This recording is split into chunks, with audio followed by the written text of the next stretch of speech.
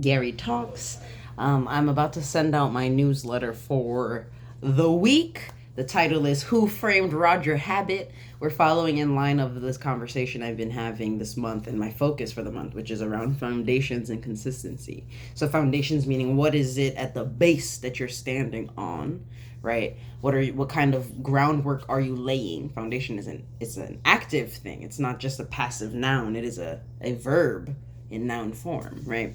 And so this week, I'm reflecting on a question that I asked at the end of February, which is how do you respond to what is revealed to you? Which is something from my good friend Raheem. He often asks that question, and every time I think of it, it like really frames a lot of my thinking. Right, and what he means by that, right? And when something is revealed to you, when somebody shows you something, be it new information, say somebody cuts you off, right? This is still things being revealed to you. How do you respond, right? It can be, you can focus on very specific things, like when big things that are unappealing are revealed to you, or just generally. That's kind of the tone I took for it. So I'm going to read to you what I wrote. This is my reading option for those who don't want to read the newsletter, or this is the listening option for those who don't want to read the newsletter. And again, my newsletter is it's a Substack, GariTalks.substack.com. Okay, so here we go.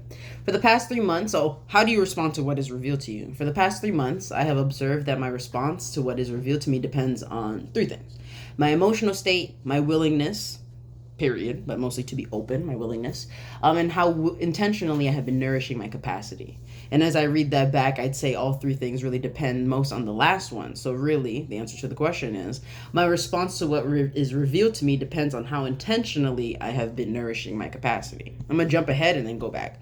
And it kind of makes sense, right? And it kind of felt obvious when I said that. Like, the more you take care of yourself and your needs, nourish yourself, then the more you have space and energy, capacity, to do whatever it is that you want, right? So, of course, it would make sense that how I respond to things is based on how well I have been taking care of myself. Because if I'm not taking care of myself, my response is a lot more wild versus when I am taking care of myself.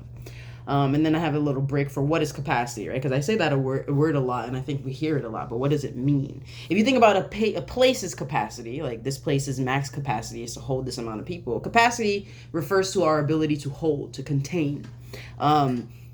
In what we're talking about and what I'm talking about is an emotional, social energy bank. So like your ability, your energy to hold something that way, right? Your level of emotion, a level of energy that's able to hold emotions and social interactions and such. If you've ever heard of spoon theory, someone who says like, I only have 3 spoons today, things like that. Spoon theory is a metaphor that was created to describe the amount of mental or physical energy a person has available for daily activities and tasks. It's a similar concept. So it was a woman who had lupus who came up with it to describe what it's like to move through the day with a chronic illness, what kind of energy she has. So she was telling her friend, you see these 12 spoons? I start the day with 12 spoons. Each activity I do, and it's basic things, right? Like brushing my teeth, brushing my hair, taking a shower, they take a certain amount of energy. So then I use the spoon, essentially, you put it in the sink, you don't replenish it. And that's what it looks like to not fill your capacity, right? But you have the point is you have a certain amount of capacity, certain amount of units of energy per day, right? And if you don't build it up, you will just deplete it, and it leaves less room to do other things. So hope you're tracking with me here. Capacity is a dynamic moving thing. It shifts throughout the day, and it can be affected by internal, so your own stuff, and external events, right? It'll shift it shifts your energy, right? If you witness a car accident, it might jar you, right? It might take away some of your energy for the day. If you experience a car accident, you might also change you for the day, right? If you see a beautiful interaction between a father and their daughter and they're hugging them, and maybe it makes you really happy and brings you some joy for the day, right? Maybe you wake up on the wrong side of the wrong side of the bed and you kind of feel just shitty, right? It's an internal event that can change your capacity. Okay. So when you have more capacity, a greater ability to hold, you're feeling full, connected to self, you have energy to freely engage with others, you're able to respond to what life offers you with choice and a sense of groundedness. When you're feeling low capacity, a lessened ability to hold, you're feeling tired, drained, fatigued, connecting with self and or others might feel hard, almost burdensome, you feel overwhelmed by and potentially super reactive to the things that life is presenting you. Nourishing our capacity means engaging with things that build up your energy bank, right? This can be taking a nap, it could be journaling, reaching out to a friend, going out for a late night walk, cleaning out your fridge, reading a book, going out to a party. Is different for everybody, right? But it's the stuff that builds up your energy bank. that replenishes your energies, cleans your spoons off so that you have more energy than in the day, right? And like I said, I'm going to reiterate, and it makes sense, right? When we take care of ourselves and our needs, nourish ourselves, you then have more space and energy, capacity to do whatever it is that you want. It requires energy to do things, right? It's our capacity, our ability to access and use our energy that allows us to do anything. So it really goes without saying that if you want to do anything, period, including responding to people, other people with grace and calm and clarity, you must engage in things that build and grow your own capacity. I actually learned this lesson about myself by not honoring these words. It was in observing my behavior when I wasn't honoring my capacity that showed me how important building and being aware of capacity really is. Some background information about me, and some of y'all may have seen this back in the day. I haven't posted like an affirmation video in a while, but my morning routine, I'm a real routines person, especially in the morning, and in the evening. For me, a routine is just a set of practices, right? A set of activities to ground myself, to hand select the energy I want to invest in and partake in and take on in the day, to pray, to give thanks. The practice of intentionally doing a set of things I have intentionally chosen every single day builds my capacity, right? It builds my ability to trust myself. It builds my ability to share my energy and my desire to engage with others, right? Because when I don't do that, I don't really want to talk to nobody because I have no energy to give. I feel more present and ready to take on the day when I complete the things that, one, I said I would, and that, two, I know from both experience and memory fill me with enthusiasm and gratitude. Over the past 3 months, I've noticed a very obvious, noticeable difference. I had to make a little edit there, sorry. What? Okay, I'm gonna fix that. Oh, it's on the French keyboard. Got it.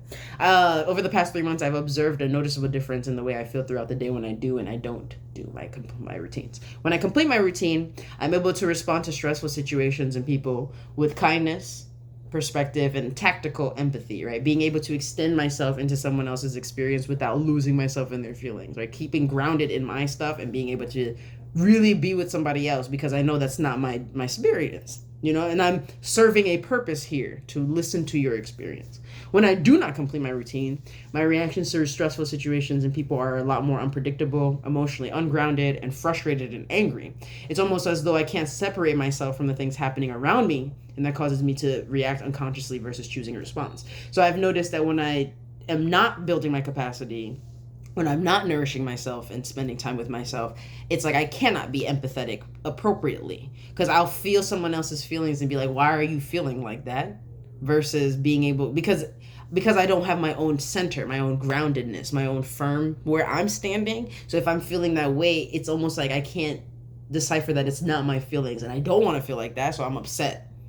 Or I get lost up in other people's stuff and I walk away with the stuff they just told me and it has affected and changed my mood now, right? And or it's harder for me to snap back to my emotional center because I have no emotional center if I'm not building my capacity. You get what I'm saying?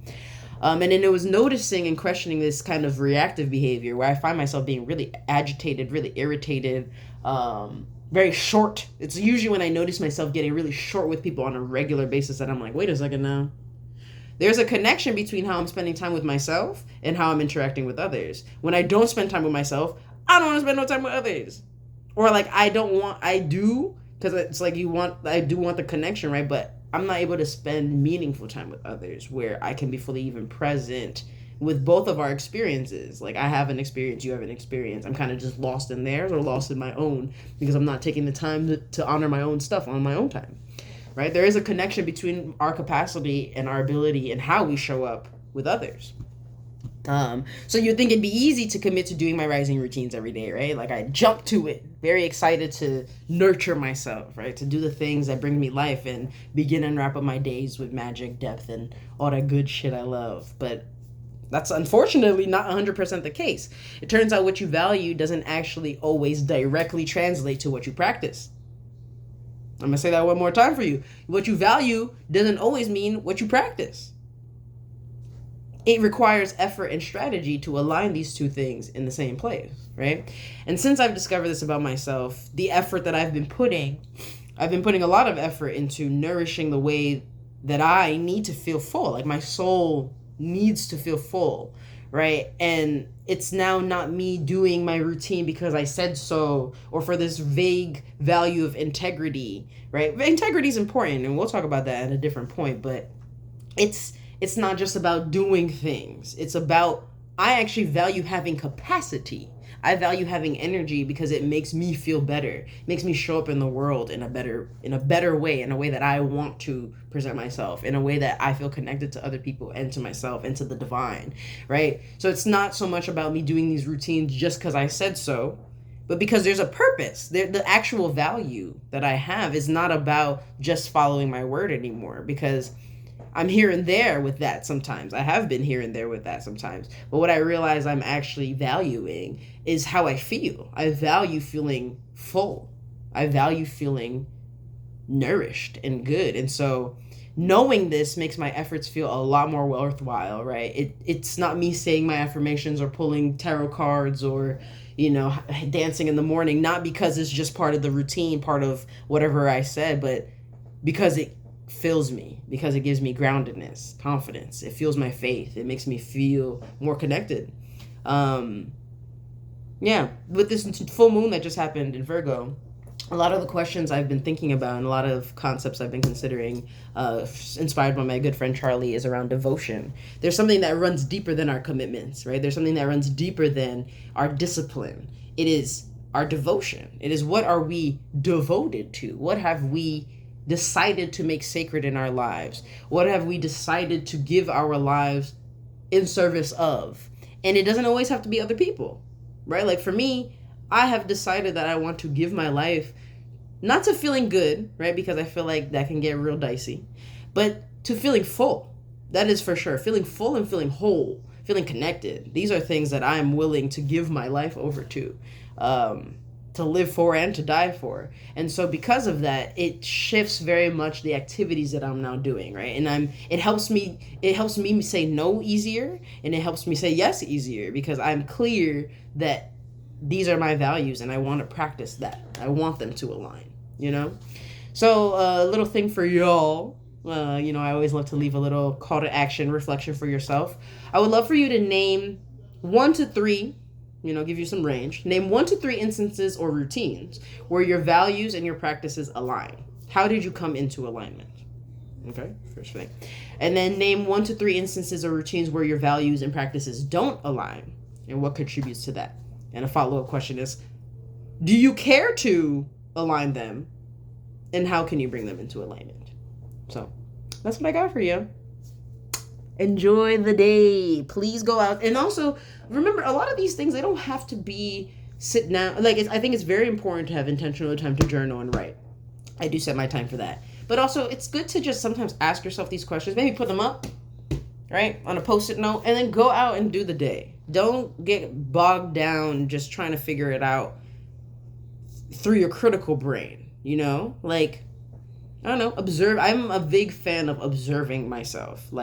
Of course, there's a lot of time we have to do action, right? And you got to act. That is true. And I also think there's a great power in just being able to observe your current activities and look for the good in them. Not always trying to tear ourselves apart and be like, this is all the stuff I'm doing wrong. But that's why that first question is, I want you to look at where you are in alignment and how did that happen? Why is that aligned?